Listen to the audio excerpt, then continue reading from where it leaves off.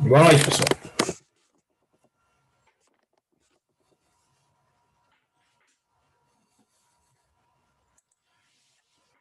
Tudo bem com vocês?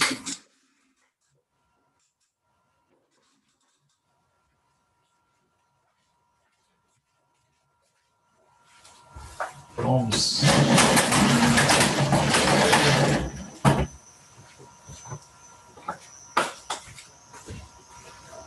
Vou retomar um pouquinho as atividades aí, já que hoje nós teremos aula sobre a integral indefinida, em continuação àquela nossa primeira aula, e eu vou então também aproveitar para começar a falar sobre as somas de Riemann, que é uma forma então já de introduzir o conceito da integral definida, né, de funções de uma variável.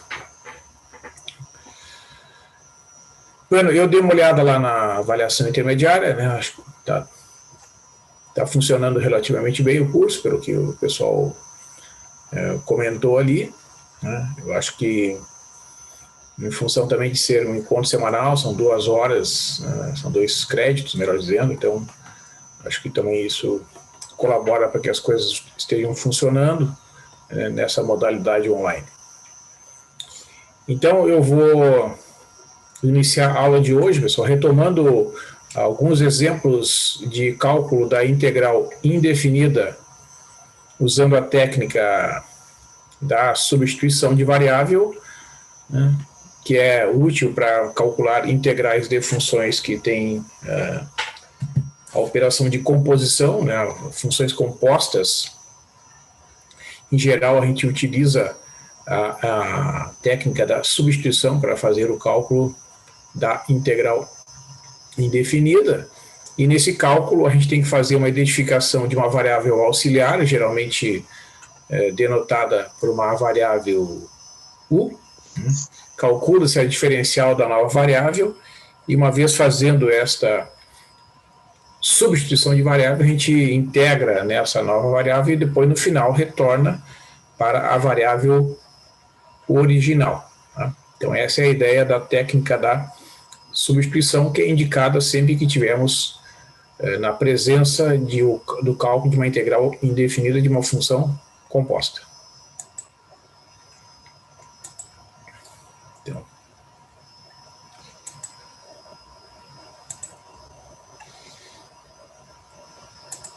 Então, pessoal, essa é a situação que nós temos aqui, ó. Então, em geral, o que vai acontecer é que nós vamos ter, né, uma integral que vai ter um formato, digamos, na notação um pouco mais pesada, digamos assim, né? Se eu tiver uma f' de g de x composta com g' de x dx, né? Certo? Então isso aqui vai ser igual a f de g de x mais c, certo? Onde a derivada da f grande de x é igual a f de x. Como essa notação aqui é uma notação mais formal, né, a gente faz uma adaptação, né, digamos assim, para dessa situação para casos particulares, né? Então, deixa eu botar aqui. Em casos particulares, por exemplo, se eu tiver uma função u elevado no expoente n, né? Então, a integral de u na n du será u na n mais 1 dividido por n mais 1 mais uma constante de integração, se o n for diferente de menos 1. Se eu tiver a integral de du sobre u, o resultado é o logaritmo natural do módulo de u, mais uma constante, né? E, em particular, também, se eu tiver a integral de e na u du, o resultado será e na u mais c. Então, essas fórmulas todas que eu estou escrevendo aqui na variável auxiliar u, elas são casos particulares desta fórmula aqui, ó. Certo? Para fazer a passagem de uma para outra, né, o que acontece é que a função auxiliar u denota a função g de x. Então, através de alguns exemplos, eu vou procurar mostrar como é que é utilizada essa técnica da substituição.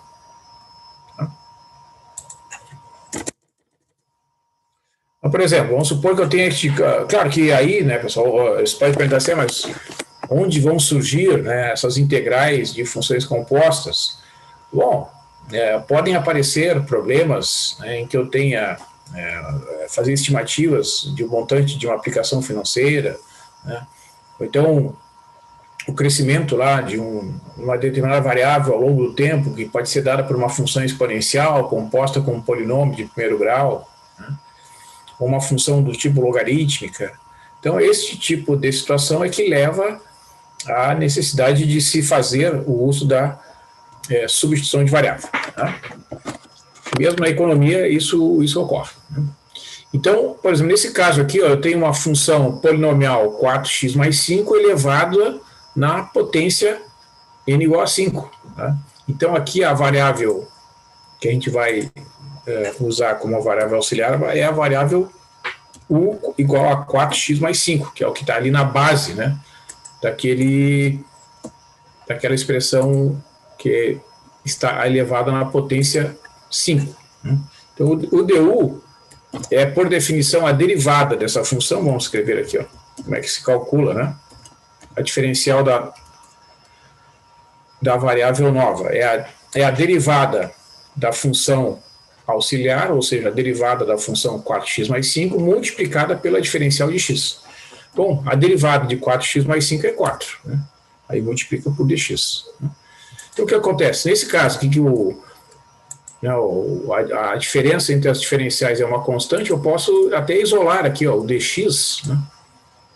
Aí tem autores que podem, às vezes, encaminhar de uma forma um pouco diferente, mas eu vou fazer esse caminhamento aqui. Ó. Eu vou substituir o dx por du sobre 4. Né? Então, o que vai acontecer? Ó, a nova variável vai aparecer na integral e a variável x vai desaparecer.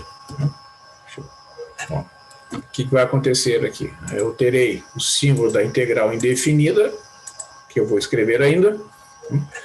Então, eu tenho a potência u elevado na quinta, vezes o du dividido por 4. Né? Certo? Deixa eu voltar aqui. Tem um espacinho aqui, ó.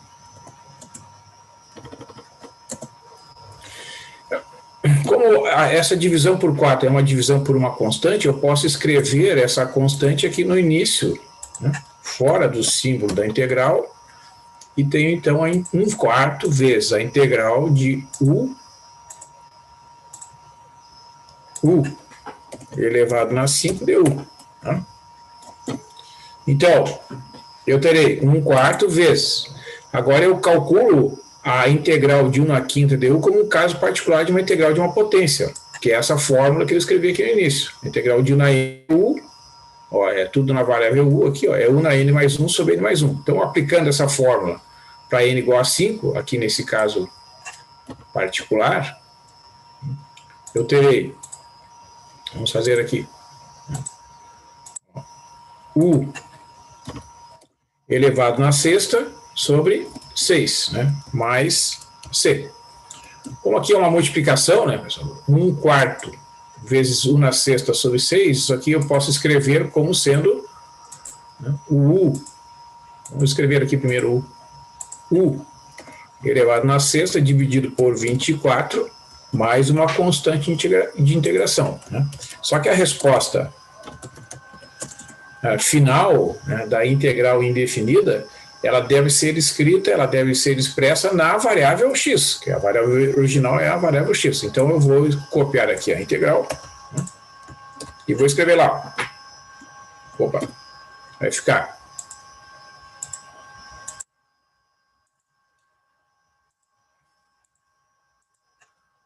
4x mais 5 elevado na sexta dividido por 24 mais uma constante de integração.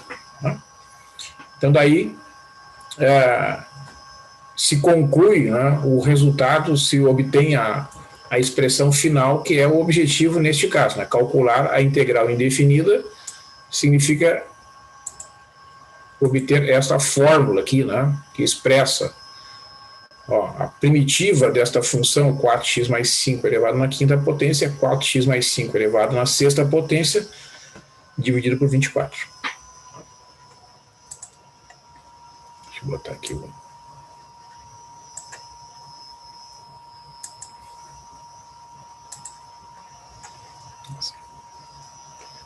Vou botar aqui uma fonte melhor aqui. Então, um segundo exemplo aqui, para a gente ver a diferença. Vamos separar aqui. É quando eu tenho esse tipo de quociente aqui, né? Dx sobre 2x mais 5. Então, lembra, isso aqui é uma notação, é a mesma coisa que isso aqui, ó. É importante que a gente entenda que, às vezes, a notação matemática é usada para minimizar, né, o esforço no registro ali da expressão. É como se eu estivesse calculando essa integral aqui, ó. Então, como eu tenho uma divisão em que o denominador aqui é 2x mais 5, eu tenho que remeter a esta fórmula aqui, ó, du sobre u. Naturalmente que vai recair num logaritmo. Então, a escolha natural ali é fazer o u igual a 2x mais 5. Então, vou inserir a variável auxiliar de integração u igual a 2x mais 5. O du vai ser igual a diferencial de u. A definição de diferencial de uma função é a derivada da função vezes a diferencial da variável independente. Então, eu tenho que calcular a derivada primeira desta função aqui vezes a diferencial da variável x. Vai ficar, então, 2 vezes o dx. Então, o dx será o du sobre 2. Então, eu posso reescrever esta integral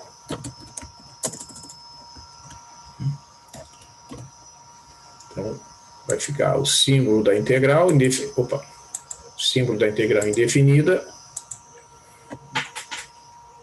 Então, vai ficar 1 dividido por u. 1 dividido por u vezes o du sobre 2. Opa!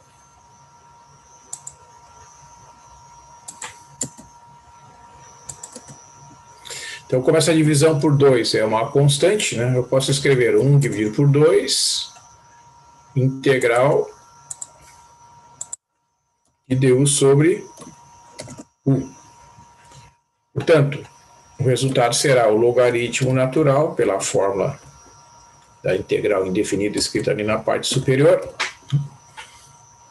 Conclusão.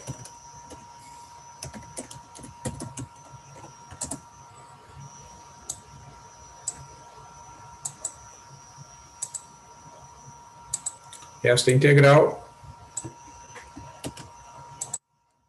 de dx sobre 2x mais 5 será o logaritmo natural de módulo de 2x mais 5, fechou, soma constante. Ah, tem um meio aqui na frente. Eu já ia esquecer.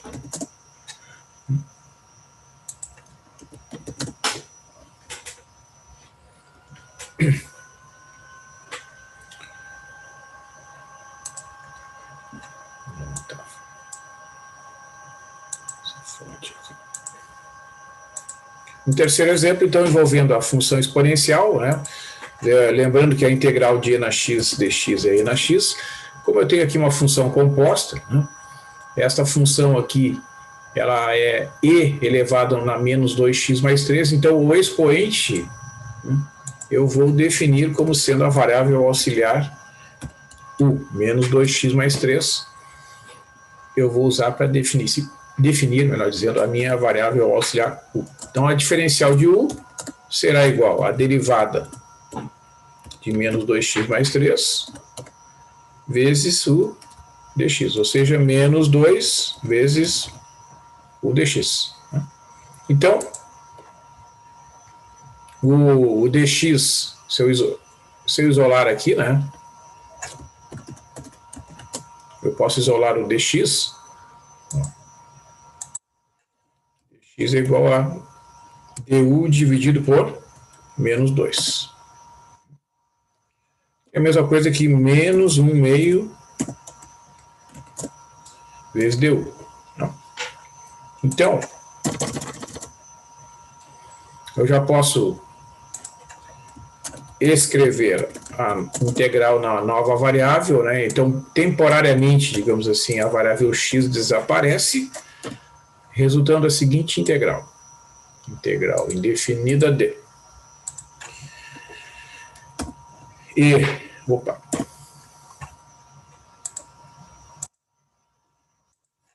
e elevado na u vezes du sobre menos 2.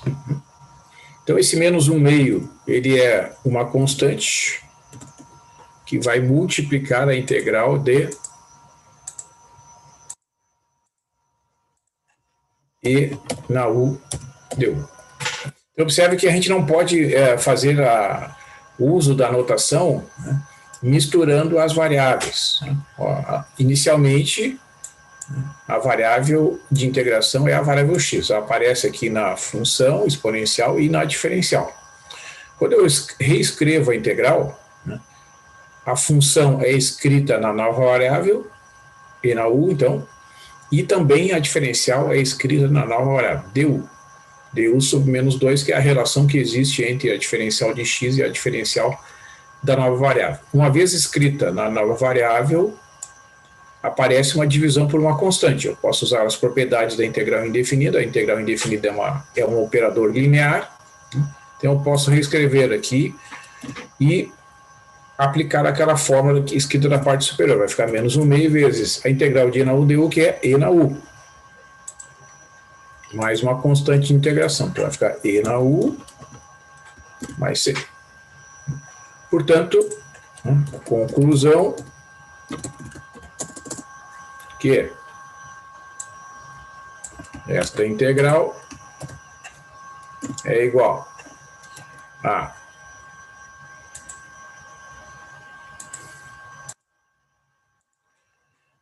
escrever aqui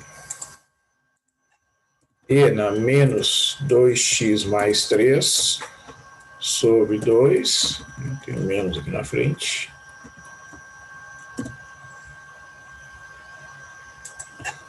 mais c. Então é uma forma de escrever, né, um pouco mais econômica, não precisa botar aquele menos 1 meio na frente. Né? Certo? Então esta é a integral indefinida que eu quero calcular neste exemplo. A integral indefinida de e na menos 2x mais 3 dx é menos e na menos 2x mais 3 dividido por 2 mais uma constante de integração. Lembrando sempre a relação que existe entre a integral indefinida e a função. Se vocês calcularem a derivada deste resultado aqui, no final das contas, vocês vão obter e na menos 2x mais 3.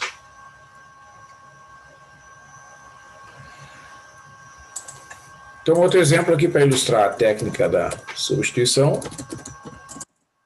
é observar que aqui, ó, eu tenho uma multiplicação, né? Tem dois fatores, e este fator que está aqui dentro do parênteses, eu vou destacar em vermelho aqui, vai ser usado como a variável auxiliar u. Né? Por quê? Porque a derivada de 2x ao quadrado é 4x, que tem aqui, ó. Então eu poderia usar este fator como um fator que aparece na diferencial. Ó, então vamos ver. U igual a 2 vezes o x ao quadrado mais 3. Né? Certo? O du é igual à derivada, que é 4x, vezes dx. Né? Então, vejo que esse fator aqui, ó, né, ele está expresso lá, né, só que ele está escrito em outra ordem. Né? Então, eu posso isolar, digamos assim, o x vezes dx. Opa, x vezes dx como sendo o du sobre 4. Então, esta integral eu vou reescrever, né, alterando a ordem dos fatores aqui. Ó. Vou reescrever a integral da seguinte forma.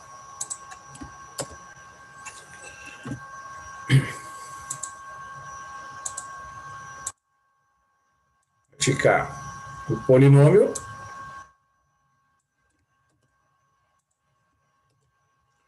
vezes x dx. Então, isso aqui eu posso substituir por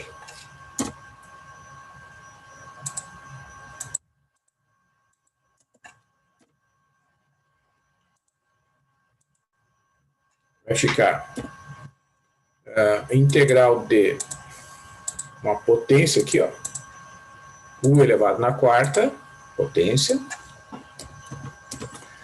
e o de x dx eu posso escrever como du dividido por 4, né, porque essa é a relação que tem aqui. Ó. O x dx é du sobre 4. Vou deixar um espacinho aqui para...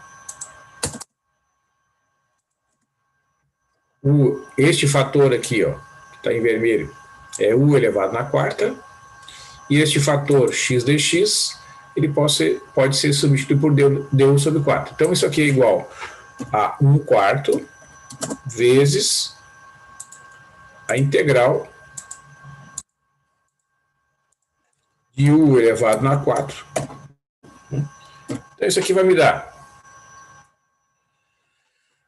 1/4 vezes, vamos botar aqui, usando a regra da potência, eu tenho aqui u elevado na quinta sobre 5, né, mais c. Como isso aqui é um produto, eu posso reescrever agora a integral na variável x, que é o que é o objetivo. Esta integral será igual a u elevado na 5, ou seja, 2x quadrado mais 3 elevado na quinta potência dividido por 20 mais c. Então, daí está, né, concluída, digamos assim, a aplicação da técnica da substituição neste cálculo.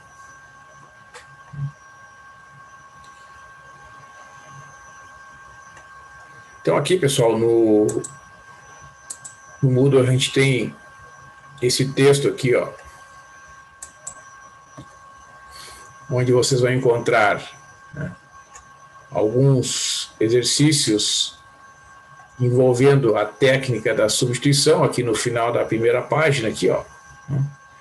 Exercícios número 5, 6, 7 e 8, todos eles podem ser resolvidos usando a técnica da substituição, e vocês têm as respostas ali para conferir.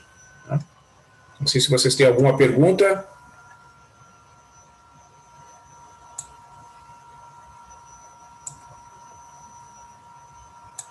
Professor, o que é o du mesmo? Acho que eu esqueci. É assim, ó.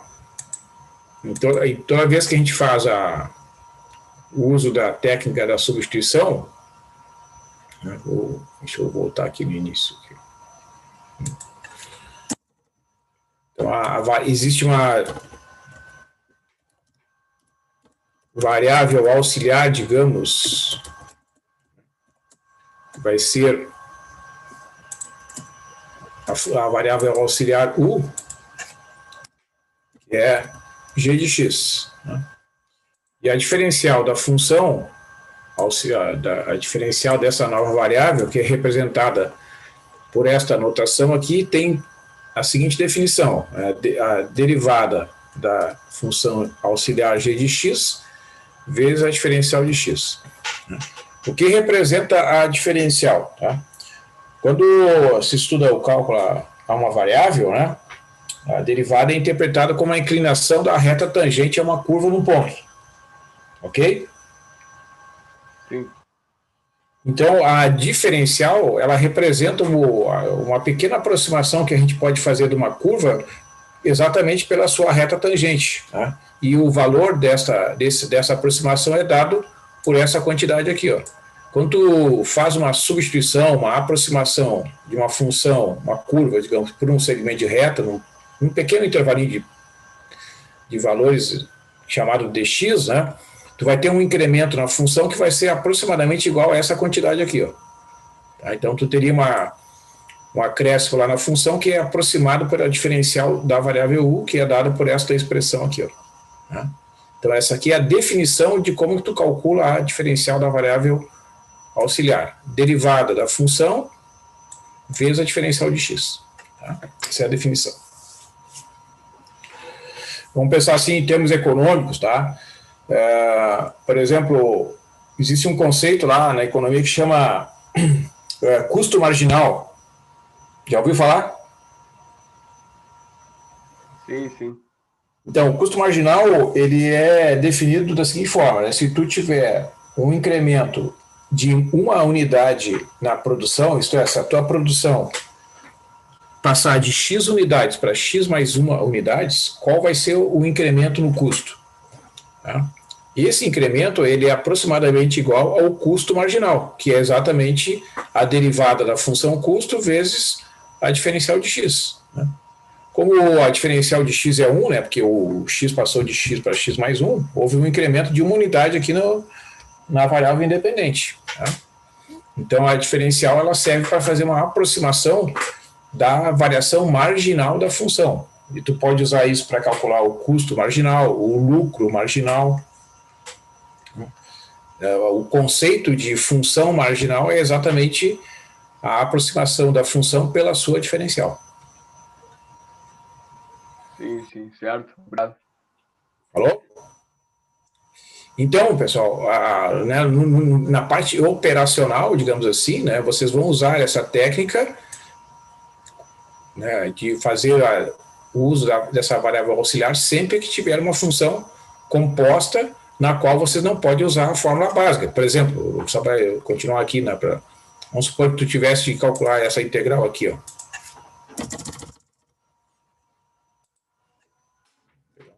Um exemplo aqui, só para a gente lembrar, né?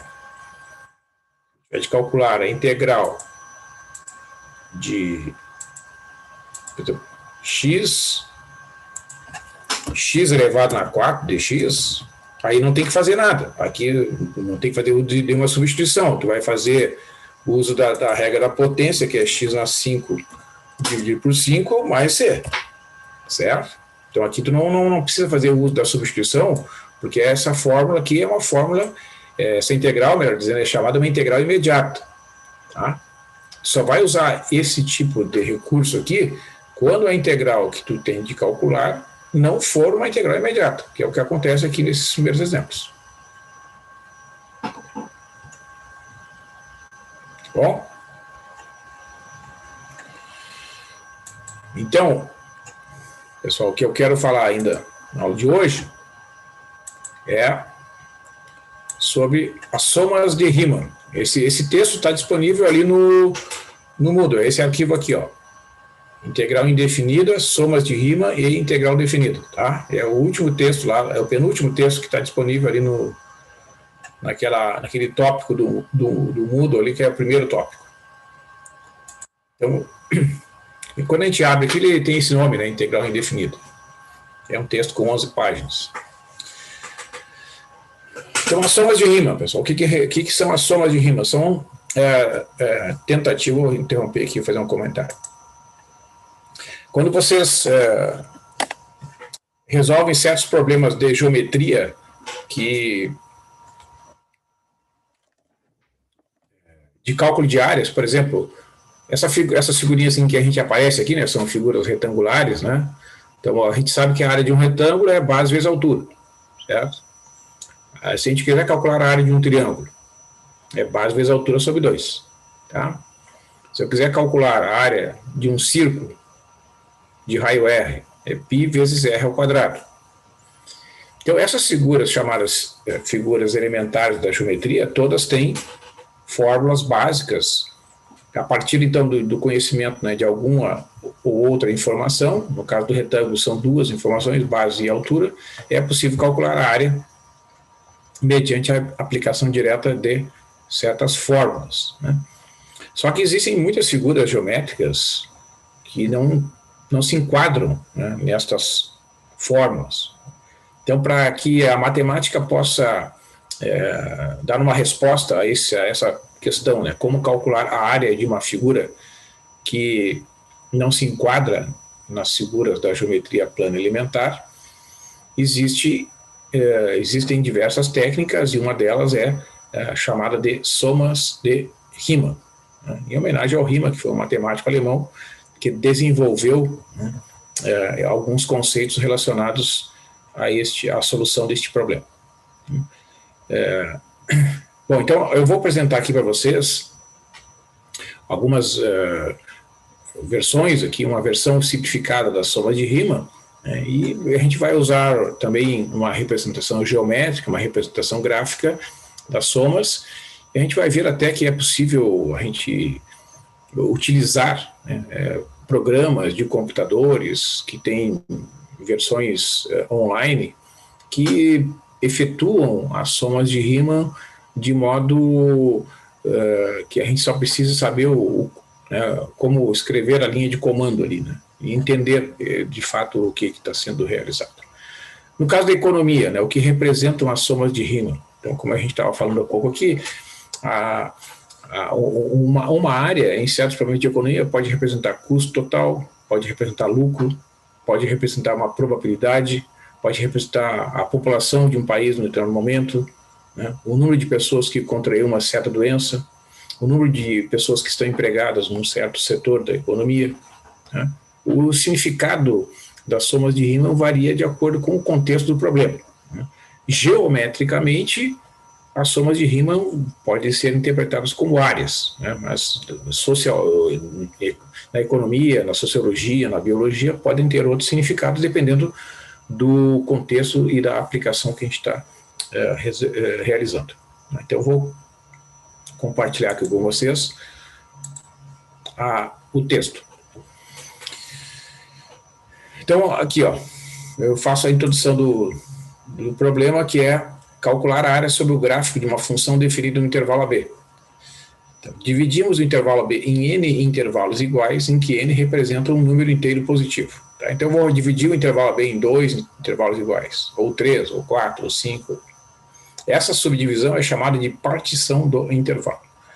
Como o comprimento total do intervalo é igual a B menos A, o comprimento de cada subintervalo é igual a B menos A dividido por N, que é definido por ΔX. Isto é, então ΔX é B menos A dividido por N. Tá? Então isso aqui é uma definição. Eu tenho lá o intervalo AB, conhecido, né? Eu vou escolher o N, digamos escolher o N igual a 4. Né? Então vamos fazer ΔX igual a B menos A dividido por 4. Se o N for 10, eu terei B menos A dividido por 10. Tá? Então o comprimento de cada subintervalo da partição será sempre o mesmo, tá, pessoal? Nem sempre as partições feitas têm necessariamente intervalos iguais. Eu estou fazendo aqui o uso de somas de Riemann em que as partições são feitas com intervalos de mesmo tamanho. Todos os intervalos têm comprimento igual a B menos A dividido por N. Então, esses são os subintervalos da minha partição. E em cada subintervalo escolhemos um ponto. No primeiro intervalo, chamamos esse ponto de x1, no segundo subintervalo é o ponto x2 e assim por diante, até o ponto xn. Estes pontos são utilizados para a definição de retângulos, que juntos irão aproximar a área sobre o gráfico de f de x. As áreas dos retângulos assim formados são f de x1 vezes ΔX, f de x2 vezes ΔX, f de xn vezes ΔX, e a soma de todas essas áreas é igual a Sn. f de x1 vezes ΔX, mais f de x2 vezes ΔX, mais, etc., f de xn vezes ΔX, que é chamada de soma de Riemann de f, representada por Sn. Então, esta expressão que eu estou destacando em tela aqui, Sn igual a f de x1 vezes ΔX, mais f de x2 vezes ΔX, etc. f de xn vezes ΔX, cada uma dessas parcelas que aparecem nesse somatório é a área de um retângulo. Né? Tu vai ter um primeiro retângulo aqui, cuja altura é a função calculada no ponto x1 vezes multiplicado pelo comprimento da base, que é ΔX. Então, isso vai dar a área do primeiro retângulo.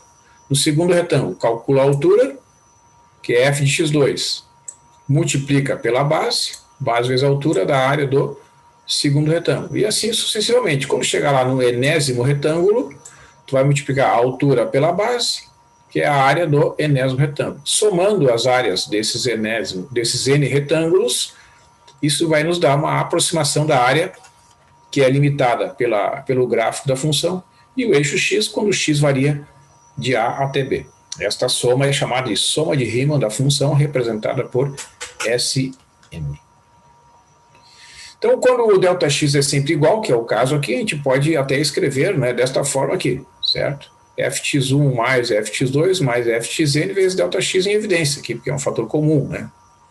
Ou seja, é o somatório quando i varia de 1 até n de f de xi vezes ΔX. Bom, então vamos ver vamos calcular esse primeiro exemplo aqui. Calcular uma aproximação da área sobre o gráfico da função menos 0,015 x ao quadrado menos 2x mais 80 quando x varia de 30 até 60. Então eu peço aqui para utilizar uma partição com n igual a 5 pontos, escolher para o ponto xi o ponto médio em cada subintervalo. Então aqui, pessoal, eu faço um comentário importante aqui, ó, tá?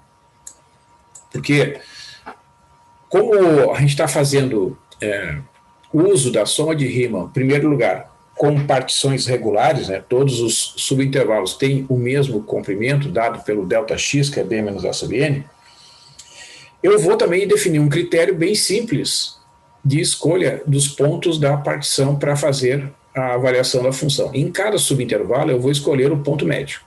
Tá? Isso é um critério bem simples. Eu poderia escolher o ponto de valor máximo da função em cada subintervalo, o ponto de valor mínimo, ou a extremidade à direita de cada subintervalo, enfim. Existem inúmeros critérios para a escolha dos pontos. Esse aqui é um critério bem simples, que eu vou utilizar em todos os exemplos.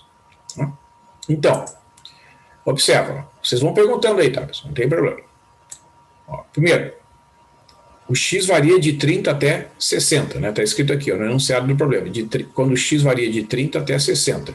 Então, o A vale 30 e o B vale 60. A notação, né, vai ser padronizada. O A representa a extremidade inferior do intervalo e o B representa a extremidade superior. O n igual a 5. Então, nós temos o seguinte, o ΔX é 60 menos 30 dividido por 5, 30 dividido por 5 é 6. Então, significa que os subintervalos, todos eles têm comprimento igual a 6. Então, eu teria os seguintes subintervalos, de 30 até 36, 36 até 42, 42 até 48, 48 até 54 e de 54 até 60. É só marcar os subintervalos de 6 em 6 aqui, ó. A extremidade que começa no 30, né? 30 mais 6 chega no 36. Esse é o primeiro subintervalo. Tem comprimento 6. Depois, 36 mais 6, 42. E assim sucessivamente. Eu tenho aqui os 5 subintervalos do intervalo original. Cada um deles tem comprimento igual a 6. Agora tu pega o ponto médio aqui, ó, de cada subintervalo, que também esses pontos são fáceis de serem determinados, né? É só tu somar os dois pontos e dividir por 2. 30 mais 36, 66. Dividir por 2, 33. Esse é o primeiro ponto. Depois o x1. Ó. Soma aqui, ó, 36 mais 42, 78. Divide por 2, 39. Tá aqui o x2. Esse aqui é o terceiro subintervalo. 42 mais 48 dá 90. Divide por 2, 45. Que é o ponto médio aqui desse terceiro intervalo. Entre 48 e 54... mesma coisa, soma 48 mais 54 dá 102, divide por 2, 51, é o quarto ponto médio da partição. E, finalmente, 54 mais 60, né? Soma dá 114, divide dá 57, que é o último ponto da partição. Veja que os pontos aqui, ó, que eu estou destacando aqui, eles são, na verdade, pontos que formam uma progressão aritmética, né? A diferença entre um e outro é 6. porque é exatamente o fato da partição ser regular. Isso é uma das consequências dessa escolha, né, faz com que os pontos, que são os pontos médios de cada subintervalo, por esse critério, eles vão necessariamente formar uma progressão aritmética. Então, uma vez que tu definiu o primeiro ponto, os outros é só ir somando 6, né, até chegar no último ponto, que é o x5, neste caso. Então, a estimativa para a área correspondente do gráfico, chamada de S, é igual a S5, né? Ó, S5 será a função, vamos fazer aqui, a função calculada no 33 vezes ΔX, a função calculada no 39 vezes ΔX, a função calculada no 45 vezes ΔX, a função calculada no 51 vezes ΔX, mais a função calculada no 57 vezes ΔX. Quer ver? Ó? Vamos fazer o seguinte, vamos usar a planilha aqui. É bem fácil.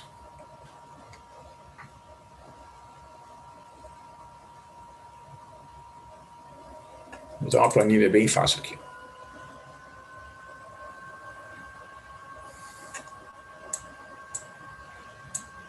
Ó, a função que eu tenho de calcular é essa aqui. Vamos fazer o seguinte, vamos botar aqui. XI, 33, 39, 45, 51 e 57, né? Vamos olhar aqui. 33, 39, 45, 51 e 57, tá?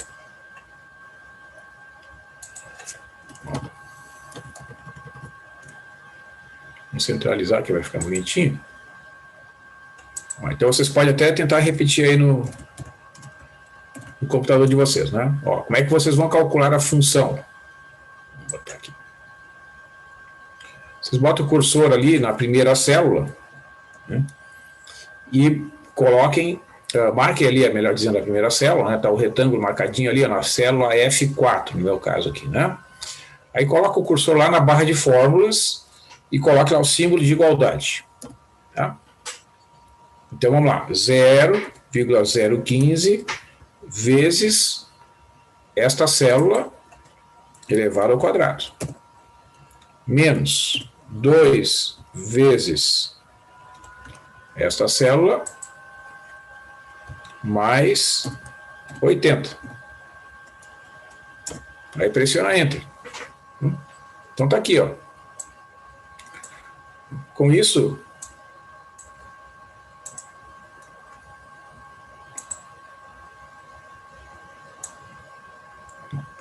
calculou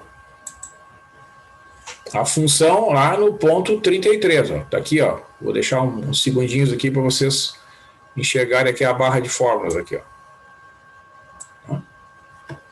0,015 vezes a célula E4 elevado ao quadrado, menos 2 vezes o E4 mais 80, que é a lei da função, né? Bom, então tá aqui. Aí tu vai ali e marca a célula que tem o 30,365, né, e arrasta aqui, ó, com o botão esquerdo aqui do mouse, tá no cantinho direito da célula, e arrasta aqui, tá? Aqui no texto, pessoal, vocês vão encontrar um pequeno erro aqui, quer ver? Ó. Vamos voltar aqui a planilha para a gente enxergar aqui.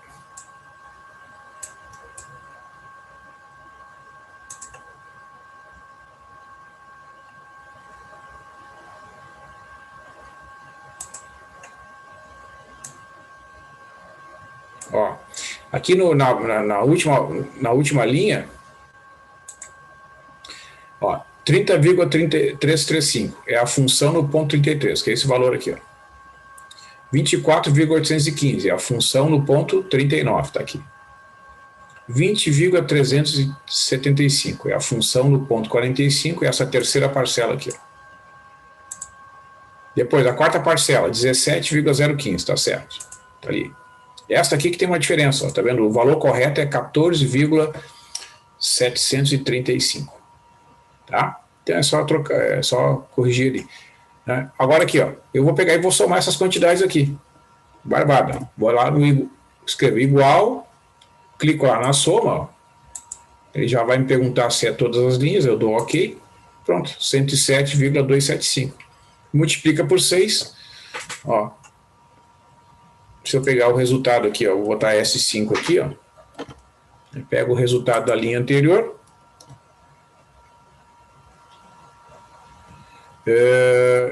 Por que... Ah, sim, ó, o ΔX é 6, né? Aí multiplico essa célula por 6. Tá aqui. 643,65, ó. Quer ver, ó? Vai aparecer aqui a figura correspondente, ó. Ó.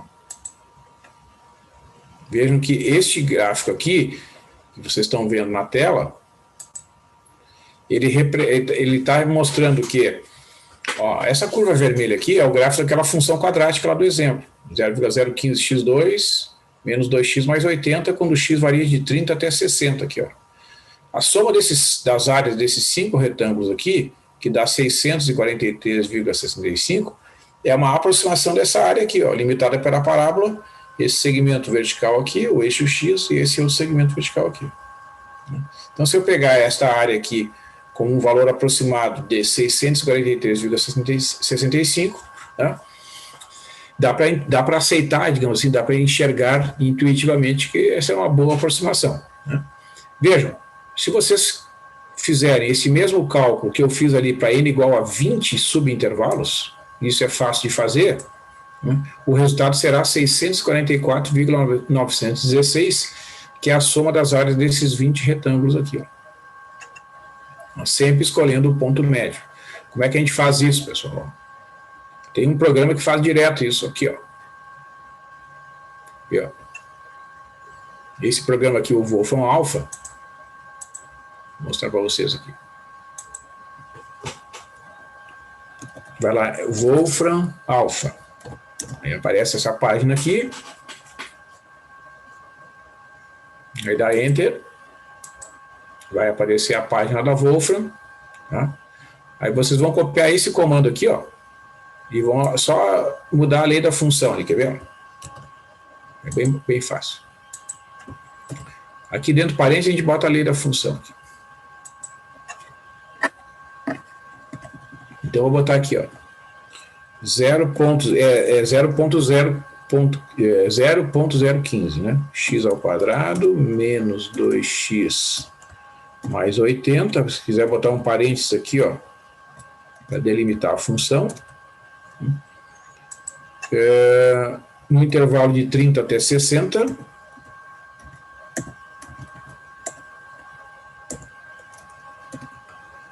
Ó, com E igual a 5. Então tá aqui, ó. Vocês digitam essa linha. Então o que ela está dizendo para essa linha de comando? Calcular a soma de Riemann.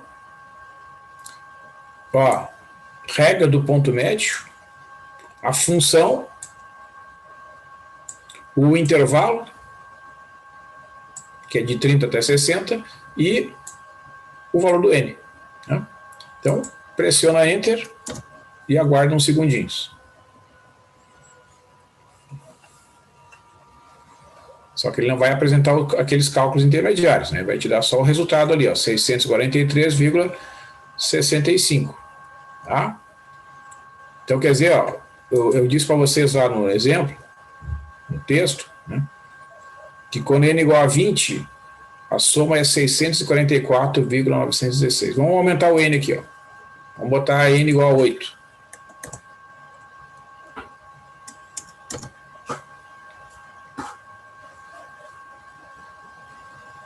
Ó, n igual a 8 dá 644,47. Né? Vamos botar n igual a 16.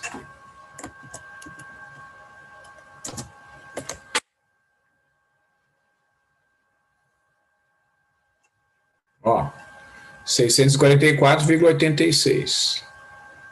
Vou botar n igual a 32. Então seriam... Isso representa a soma da área de 32 retângulos.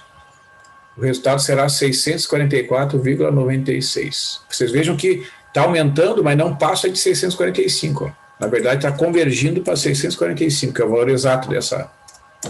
Ó, com 64. Vai aumentar um pouquinho mais. 644,99. 128.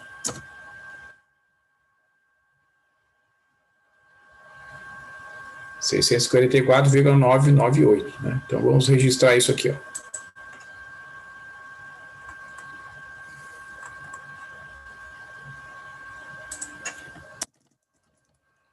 Somas de Riemann e f de x 0,015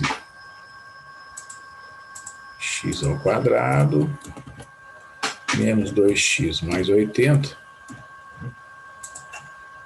definida intervalo 30, 60.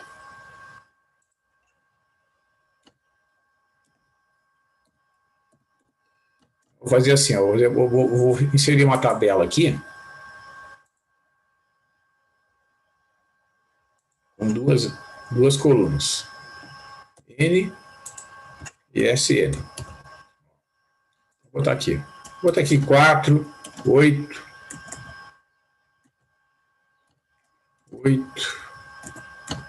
16, 32, 64 e 128, tá? Vamos ver aqui. Vamos executar de novo aqui, para a gente observar a convergência. N igual a 4.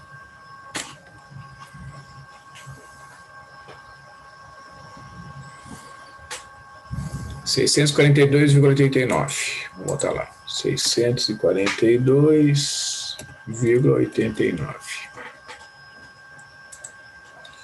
Vou botar aqui N igual a 8.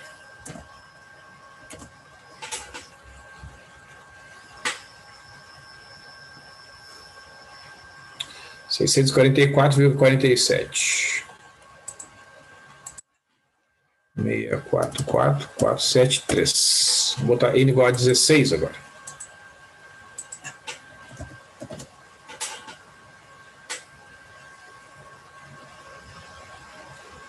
$644,868. 644,868. Vou botar N igual a 32. Então vejam o esforço, né, pessoal, que a gente teria de fazer se a gente fosse calcular aqui, ó.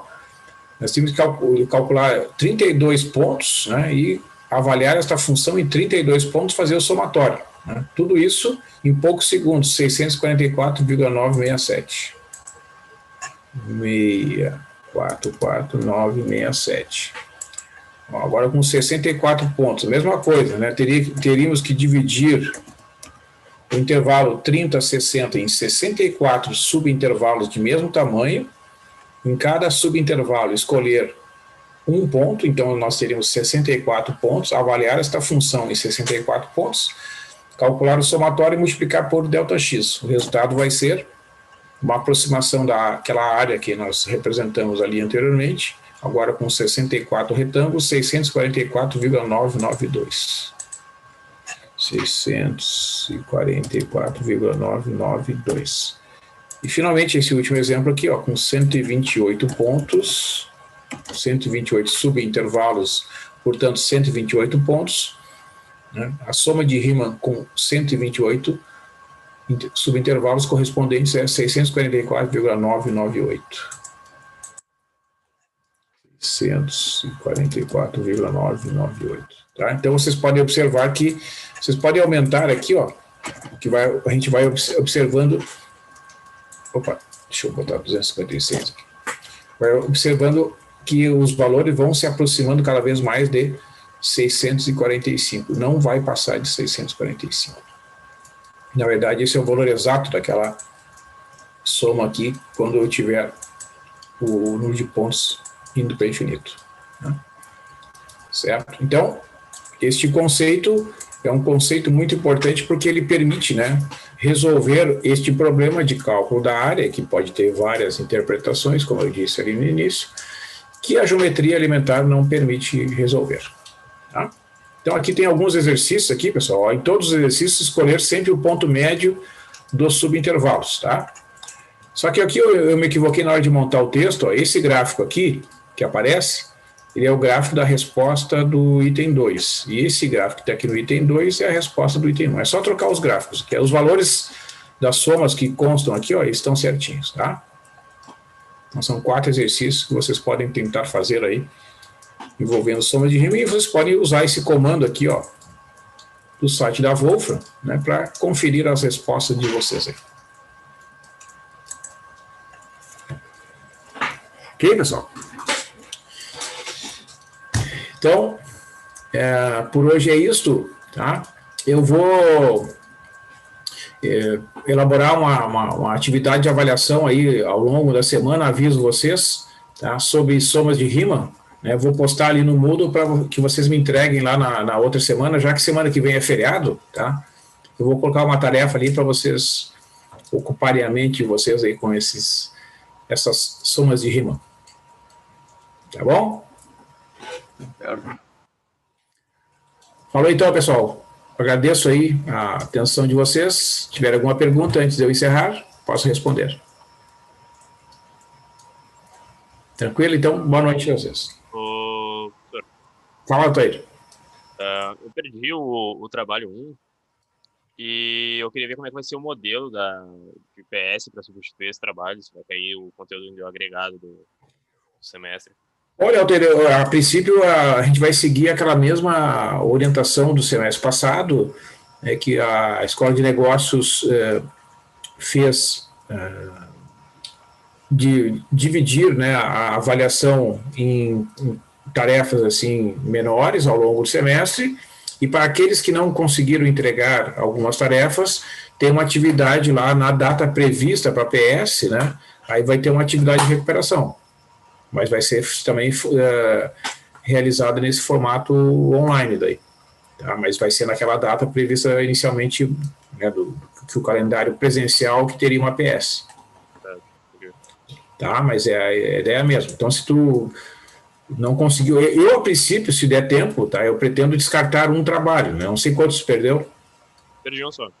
Então, de repente, se der tempo de eu realizar 5, aí eu descarto um, pego a média dos 4, aí não teria problema. Certo. Tá bom? Ok, muito obrigado. Falou. Falou, pessoal. Uma boa noite. Tá, boa noite, professor. Boa noite.